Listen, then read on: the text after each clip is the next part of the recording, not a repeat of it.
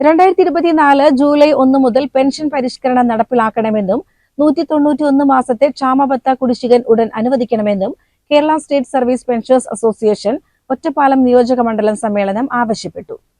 സമ്മേളനം സംസ്ഥാന vice president C ബാലൻ ഉദ്ഘാടനം ചെയ്തു.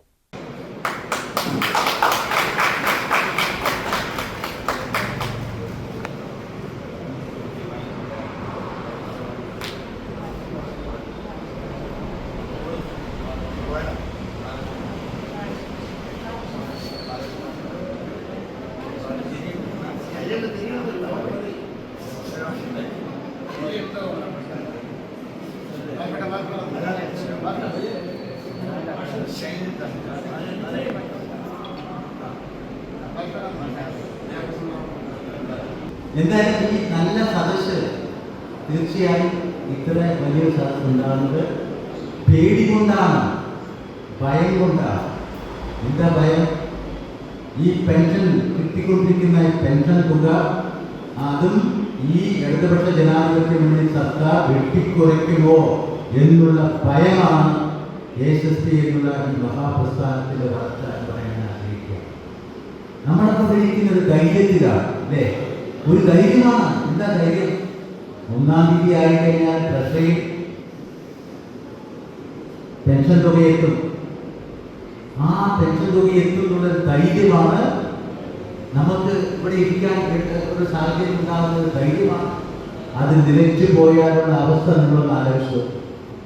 അത് നിലച്ചു പോയാൽ നമ്മുടെ മക്കളൊക്കെ നല്ല സ്ഥിതിയിലൊക്കെ ആയിരിക്കും, ജോലിയൊക്കെ ഉണ്ടായിരിക്കും. പക്ഷേ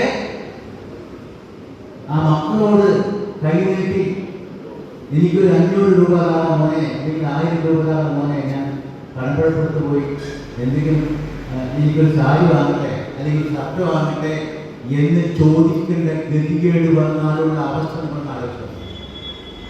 നിങ്ങളുടെ അവസ്ഥ ചിന്തിച്ചു നോക്കൂ. ആ അവസ്ഥ ഉണ്ടാകും. ഈ പിണറായി ഗവൺമെന്റ് വീണ്ടും ഈ സംസ്ഥാനത്ത് അധികാരത്തിൽ വന്നാൽ ഒരു സംശയം വേണ്ട. പിണറായി ഗവൺമെന്റ് അധികാരത്തിൽ വന്നാൽ നമ്മുടെ പെൻഷൻ വെട്ടിക്കൊടുക്കുന്ന കാര്യത്തിൽ യാതൊരു സംശയമില്ല. KP മോഹൻകുമാർ അധ്യക്ഷത വഹിച്ചു. KPCC സെക്രട്ടറി P ഹരിഗോവിന്ദൻ മുഖ്യപ്രഭാഷണം നടത്തി. സമ്മേളനത്തിന് മുന്നോടിയായി പെൻഷൻകാരുടെ പ്രകടനവും നടന്നു.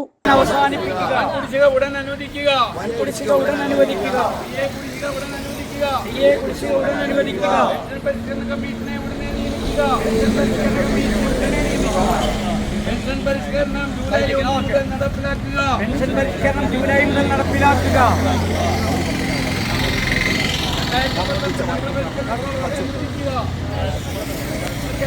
അനുവദിക്കുക.